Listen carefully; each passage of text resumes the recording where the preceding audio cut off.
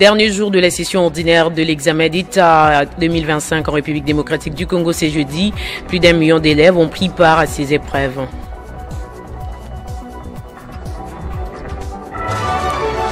Jules Alinguete menace des poursuites judiciaires contre les auteurs d'une fausse attribution d'interview. Dans un message publié sur son compte X, il qualifie ceci de fausses attributions, des pures machinations visant à porter atteinte à son intégrité et à manipuler l'opinion publique. Le Canada emboîte le pas à la France et au Royaume-Uni et reconnaîtra la Palestine en tant qu'État en septembre sous certaines conditions, a annoncé le Premier ministre Mark Carney.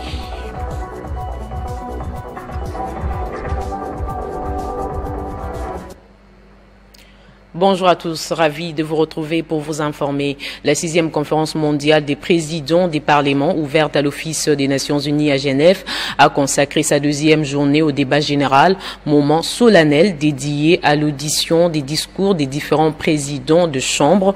Occasion pour Vital Kamerhe, président de l'Assemblée nationale congolaise, de lancer un appel fort à l'Union interparlementaire pour condamner les crimes commis contre les civils innocents en Ituri. Exprimant du haut de cette tribune, les speakers de la Chambre basse du Parlement congolais, Vital Kamerhe, a salué les thèmes retenus pour cette conférence, coopération parlementaire et multilatéralisme en faveur de la paix, de la justice et de la prospérité pour tous. Se trouvant dans la ville symbole des droits de l'homme, Vital Kamerhe a dénoncé les violations massives du droit international humanitaire perpétrées par diverses forces occupantes, ainsi que les crimes odieux commis contre des civils innocents dans l'est du pays, notamment les massacres des Komanda dans les territoires d'Irumu, survenus dans la nuit du samedi 26 au dimanche 27 juillet 2025. Cet acte d'une violence inqualifiable illustre une fois de plus les souffrances endurées par les populations de l'est de la République démocratique du Congo depuis plus de 3 décennies, dans un conflit qui a déjà causé près de 10 millions de morts et 7 millions de déplacés. Un véritable génocide oublié. Nombreux sont ceux qui, comme nous, estiment que la diplomatie parlementaire peut et doit être mobilisée pour favoriser un règlement juste et durable de cette tragédie. Il a salué le choix courageux de la République démocratique du Congo sous le leadership de son président Félix Tshisekedi de faire la paix avec son voisin le Rwanda malgré les pertes subies et les poids de l'histoire que portent encore ces géants d'Afrique sans renoncer à sa souveraineté ni à la justice et à la réparation. Il a ainsi appelé à une mobilisation accrue de la diplomatie parlementaire en vue d'un règlement juste et durable de cette tragédie. L'engagement de la République démocratique du Congo pour la paix dépasse le cadre du conflit entre le Rwanda et mon pays. Je voudrais réaffirmer notre volonté sincère de renforcer nos liens naturels de coopération et de cohabitation pacifique avec l'ensemble de nos voisins. Ce que nous recherchons, c'est de faire taire le fracas des armes. Le speaker de la Chambre basse du Parlement a conclu son discours en rappelant la vision de la République démocratique du Congo pour l'Afrique portée par son président Félix Tshisekedi, celle de libérer les jeunes et les femmes de l'angoisse, de la guerre et du terrorisme. Dans l'actualité également, l'ancien inspecteur général de l'IGF, Jules Alinguete, dit n'avoir accordé aucune interview ni fait aucune déclaration concernant le procès de l'ancien ministre d'État, ministre de la Justice. L'ancien patron de l'IGF qui dément les accusations portées contre lui précise que le contenu relayé est une pure manipulation orchestrée par ses détracteurs dans les buts de nuire à sa réputation. Jules Alinguete se réserve le droit d'engager des poursuites judiciaires contre l'auteur de cette machination. Après un moment d'agitation entretenue par certains ennemis de la paix dans la province du Sud-Kivu, les représentants des différentes communautés d'Uvira et ceux de compatriotes Wazalendo viennent d'enterrer leur hache de guerre et opter pour la cohésion, la sécurité et le développement autour du gouverneur de province, le professeur Jean-Jacques Pouroussi Sadik. Sous la présidence du gouverneur de province, le professeur Jean-Jacques Pouroussi-Sadiki, il s'est tenu une réunion de grande portée dans laquelle les points de vue ont été harmonisés entre le gouvernement provincial, les représentants des communautés tribales d'Ouvira, les sages d'Ouvira, l'AFEC, les députés provinciaux et les représentants des volontaires pour la défense de la patrie Wazalendo le mercredi 30 juillet 2025 à Ouvira. À l'issue de cette rencontre de haute portée tenue et modérée par le vice-gouverneur Maître Jean-Jacques Elakano, une réunion qui a mis le gouvernement provincial, l'Assemblée provinciale, les représentants des communautés tribales d'Ouvira et ceux des compatriotes Wazalendo autour d'une même table. Chamadari Mwami Ouembassi, coordonnateur de Wazalendo de l'Axe Sud du Sud Kivu, a confirmé que toutes les parties ont opté pour la cohésion, la sécurité et le développement en accompagnant les gouverneurs de province.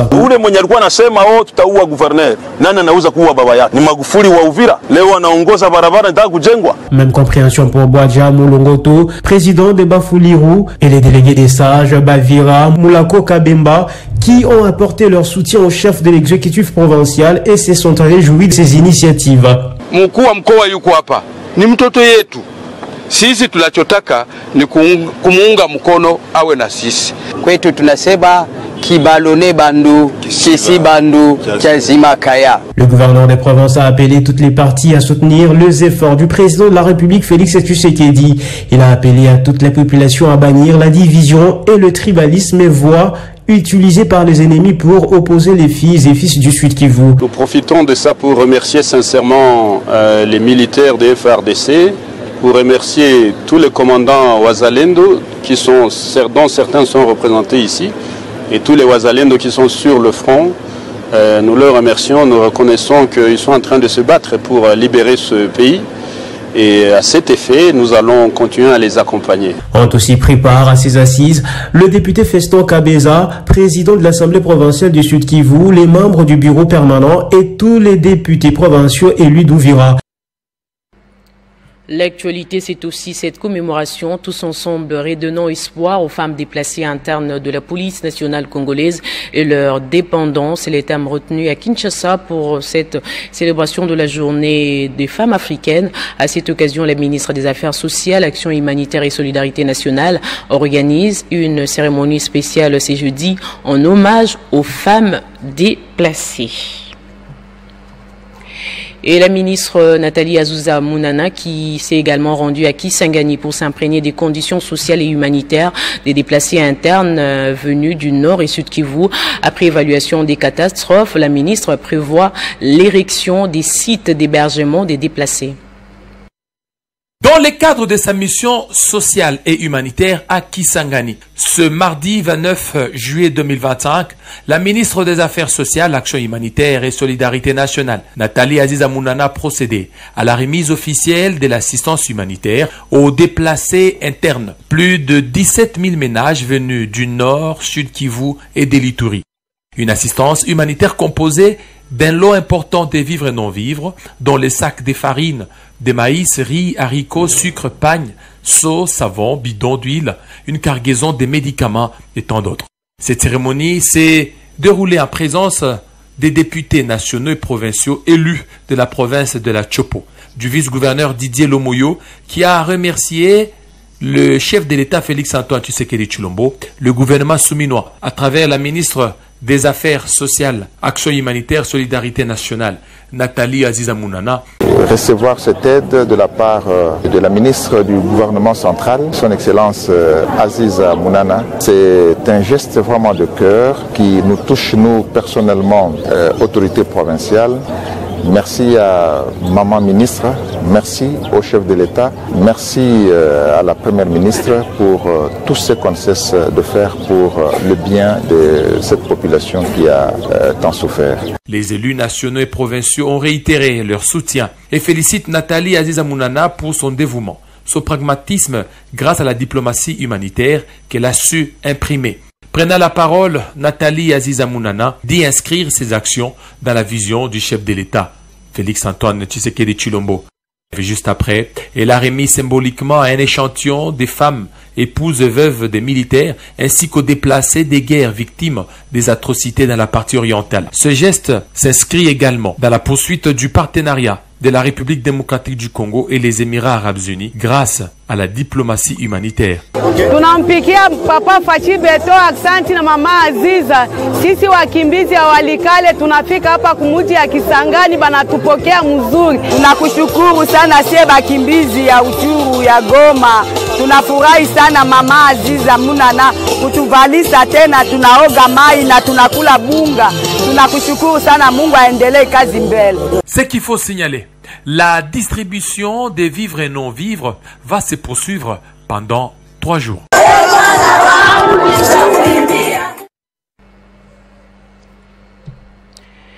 Et puis, l'inspection générale des finances a reçu officiellement ces cachets secs du ministère de la Justice et Garde de Sceaux. C'était lors d'une brève cérémonie organisée au bureau du chef des services, Christophe Bitassi-Moi. Une délégation du ministère de la Justice et Garde de Sceaux a remis officiellement au nouveau chef des services de l'inspection générale des finances, Christophe Bitassi-Moi, les sceaux de l'IGF. Cette dotation s'inscrit dans le cadre d'une régularisation des instruments juridiques institutionnels visant à lutter contre la falsification et la contrefaçon. La brève cérémonie s'est déroulée au bureau de l'inspecteur général des finances, chef des services, qui a pris acte de la remise de ces 2 spécimens des sceaux que l'IGF utilisera désormais. Assisté par l'IGF coordonnateur Herman Ieleza et par le coordonnateur adjoint Henri-Paul Kazadi, le chef de service a promis aux représentants du ministère de la Justice et Garde de Sceaux d'en faire bon usage. Après réception, les cachets secs, le numéro 1 de l'IGF, Christophe Bitassi-Moi, a remis ces sceaux aux responsables de la division courrier et celui du patrimoine. Pour rappel, les cachets secs au timbre sec permettent d'authentifier un document et éviter toute falsification. Un nouveau-né dans la sphère politique congolaise, il s'agit du mouvement La Révolution de l'acteur politique Jonathan Dioka. Lors de sa sortie officielle hier à Kinshasa, son initiateur a souligné que la révolution dont on parle n'est rien d'autre que l'expression d'un cri profond, celui d'un peuple assoiffé de justice, de dignité et de souveraineté. Elle se veut un processus de transformation radicale et de conscience. Crâne rasé, visage fermé, avec une attitude plutôt sereine et un ton fermement dur. C'est dans cette posture d'opposant farouche au régime en place que s'est exprimé devant la presse le président du mouvement La Révolution, Jonathan Dioka. C'est en qualité du fils du peuple, témoin des souffrances de ses compatriotes, qu'il a pris la parole en ces jours historiques du lancement officiel de cette structure dont il est porteur. Jonathan Dioka estime que depuis des décennies, la RDC est tenue en otage par non seulement des puissances étrangères, mais aussi par ses propres fils, qui ont trahi le serment sacré de servir la nation. Chaque jour, on nous parle de paix. Chaque jour, on nous parle de développement. Quand on nous parle de paix, on arme des milices. Quand on nous parle de développement, on pille nos ressources. On nous parle de démocratie pendant qu'on assassine nos voix. Nous disons assez.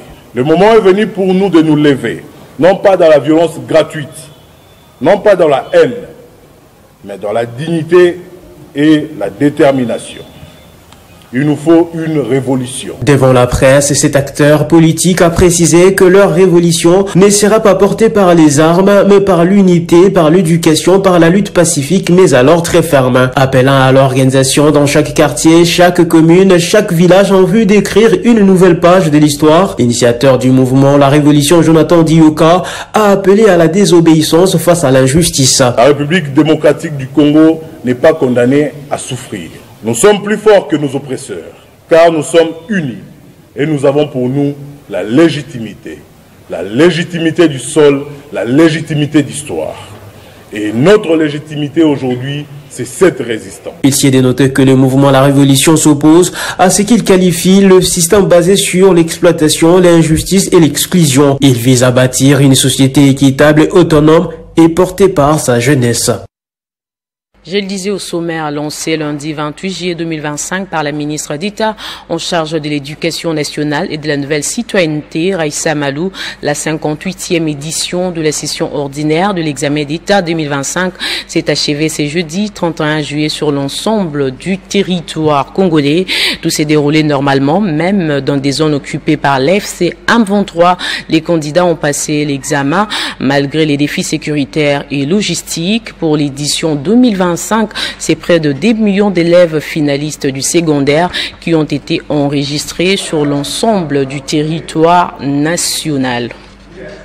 En marge de la campagne agricole édition 2025-2026, l'équipe du ministère de l'Agriculture et Sécurité alimentaire a fait hier la ronde des entrepôts abritant les matériels destinés aux 145 territoires. Au total, 153 tracteurs, 70 herses à 28 disques, 70 herses à 24 disques, 70 charrures à 3 disques, 70 charrures à 4 disques, des tonnes de remorques et des centaines d'autres matériels agricoles sont déjà disponible pour la prochaine campagne.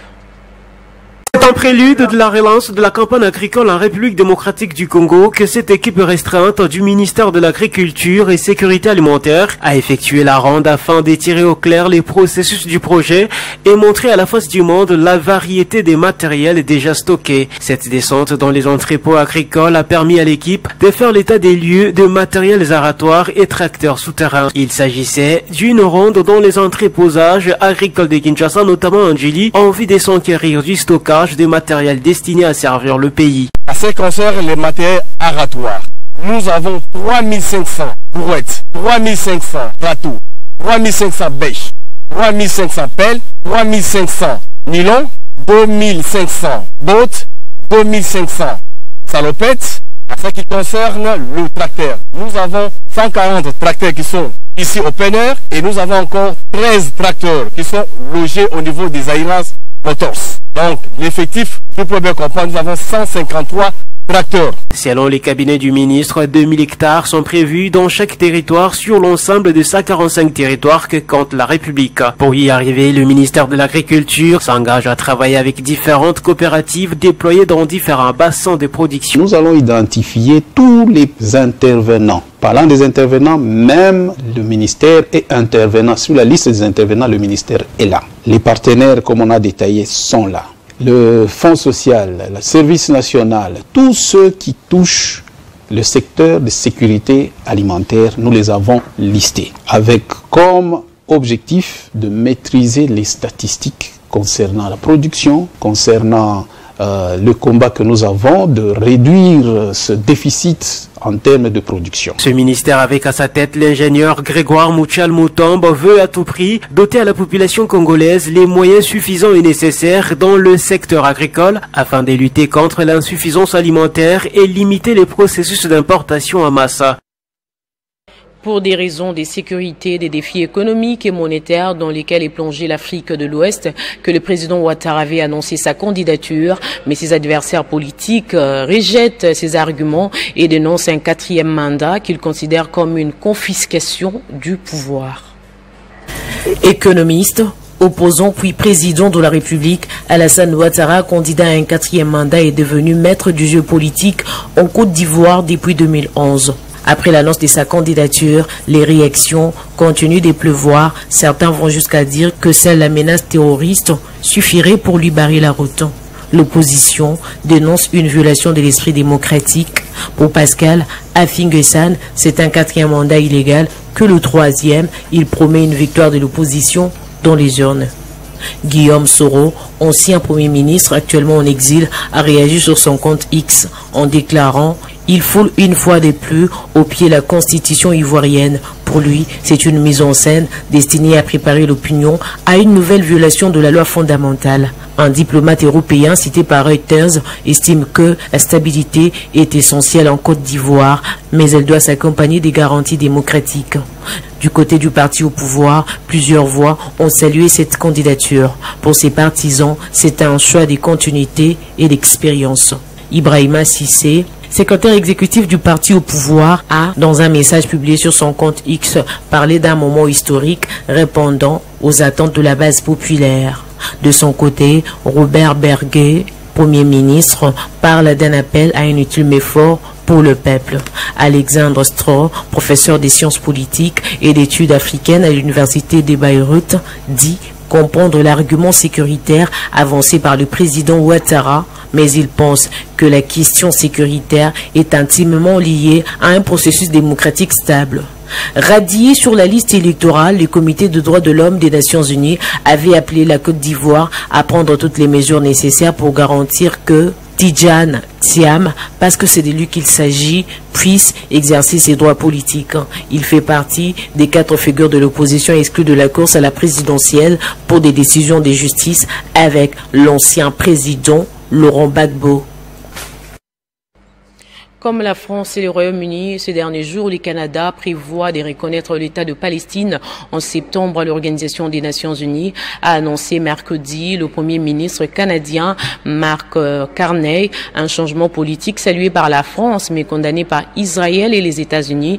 C'était lors du Conseil des ministres convoqué par le Premier ministre en virtuel avec à l'ordre du jour la situation au Moyen-Orient et les négociations commerciales avec les États-Unis.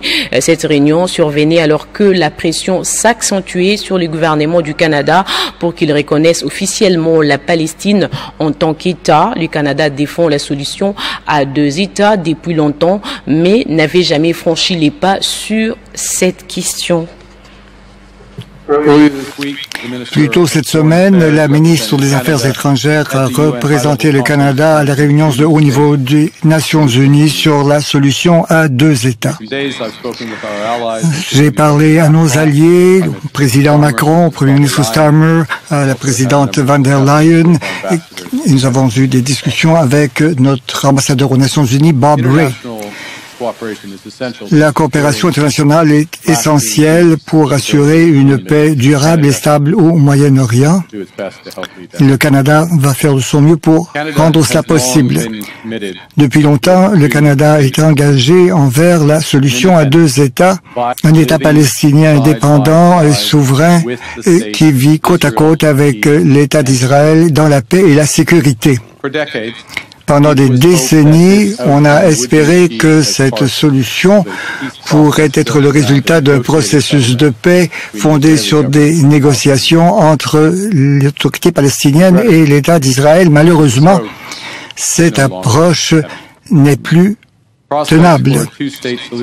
Les perspectives de la solution à 2 États ont été érodées gravement, notamment par les menaces du Hamas envers Israël qui ont abouti à la terrible attaque du 7 octobre 2023. Décédé depuis le 21 juillet, les cérémonies officielles du célèbre journaliste politique Jacques Mukaleng ont démarré hier soir à Kinshasa avec la veillée mortuaire. Jean-Marie Kassamba, qui a représenté la presse de Kinshasa, parle d'un homme constat, intègre, qui a su mettre en valeur sa profession de journaliste. Comme annoncé dans le programme des obsèques, la veillée mortuaire se tient à Kinshasa dans la salle Kofi. Pour honorer la mémoire de celui qui était affectueusement appelé dictionnaire ambulant, Jacques Mukaleng Makal, la famille biologique, la famille professionnelle, mais aussi tous ceux qui l'ont connu. Accompagné par l'Église du Christ au Congo, l'officiant du jour a rappelé à l'assistance que la mort est le passage obligé de tous. Où passera-t-il l'éternité? Où je vais passer l'éternité? Et cette question nous pousse à réfléchir et à nous préparer à la rencontre de notre Seigneur après la mort.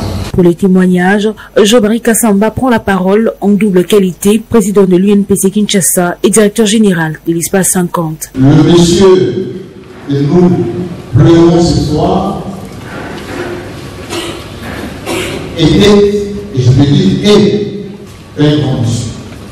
Un grand monsieur qui va rester grâce et à cause tout simplement de sa tête, de sa plume, de sa voix, en fait, de son être. Monsieur Jacques, Papa Jacques, c'est mon seul Jacques, Papa Jacques, ce n'est que un petit peu revoir. C'est que les images de Jacques Tardelé, faites des papiers, témoigner, et je pense que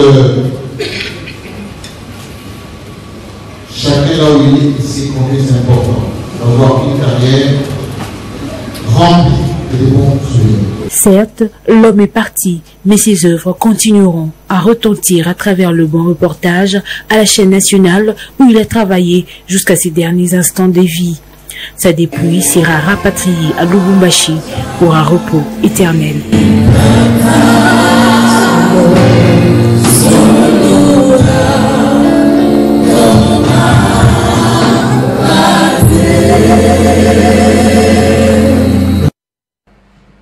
Place au rappel des titres à présent.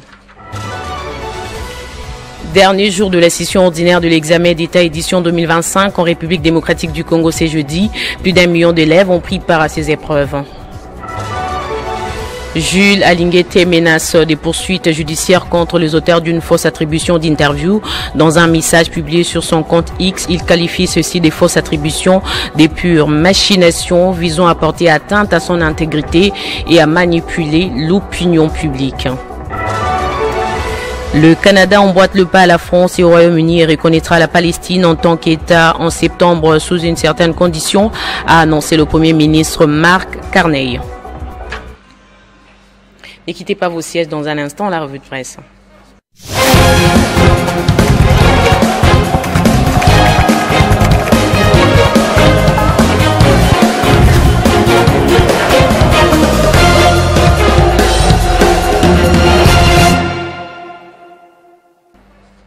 Et ce sera avec Moïse Chamala qui me rejoint de l'autre côté du studio.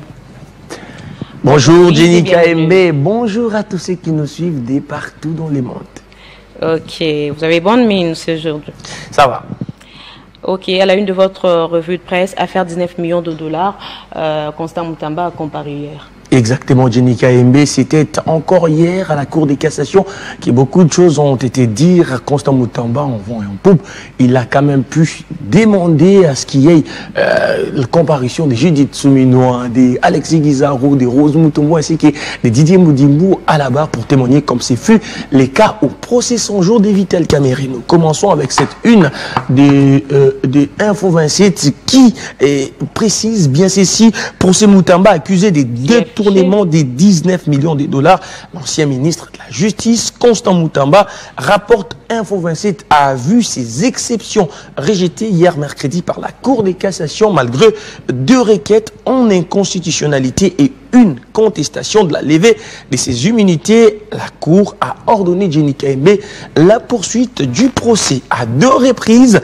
Rappel, RFI.fr, les avocats de la défense ont demandé la suspension de la procédure, affirmant avoir déjà saisi la Cour constitutionnelle. Ils contestent Jenny KMB en long et en large la décision de l'Assemblée nationale autorisant les poursuites contre Constant Mutamba à l'issue d'un vote en main levée. Et selon eux, ces scrutins auraient dû se dérouler à bulletin secret. Des objections balayées d'un revers des mains par la Cour de cassation, provoquant une vive indignation de la défense. Parmi les personnes appelées à la barre par la défense, révèle Forum des As, figure la première ministre Judith Souminois, plusieurs membres du gouvernement, dont les ministres des Infrastructures et Travaux Publics Alexis Guizarro, celui des Sports et Loisirs Didier Moudimbo, ainsi que l'ancienne ministre de la Justice Rose Mutombo sont également attendus. Jules Alinguete et son successeur Bita Simon, les chefs du département des génies civils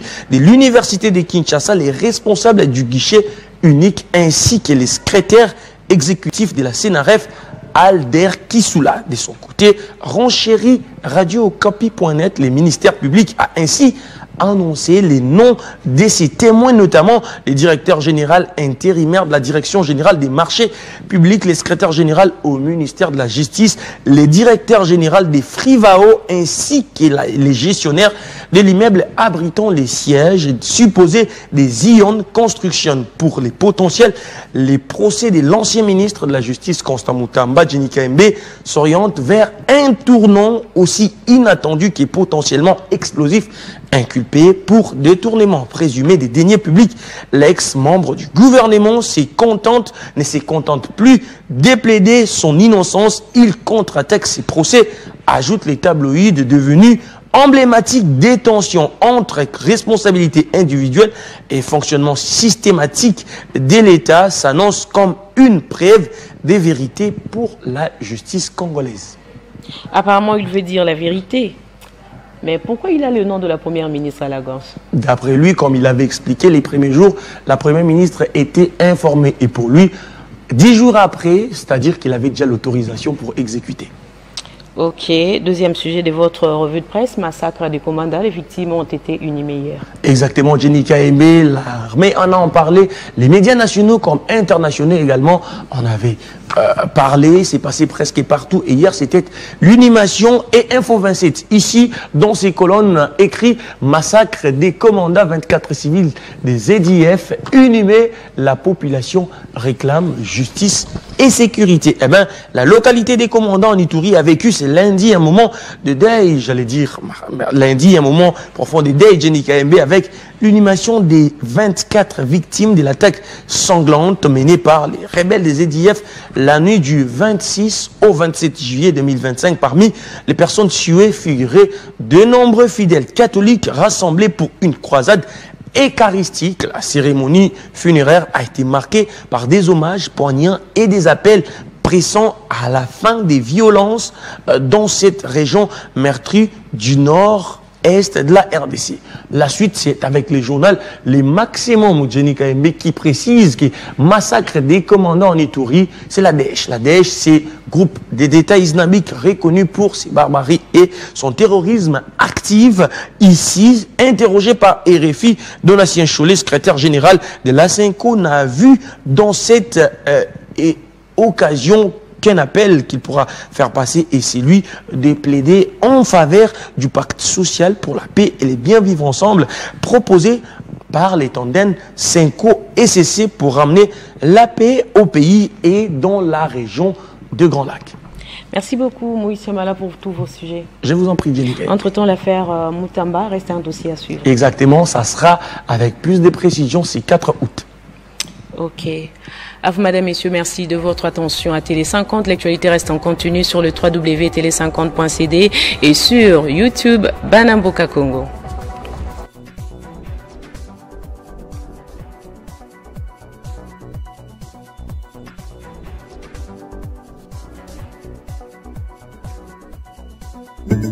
Retrouvez toute l'actualité en continu sur www.tele50.cd.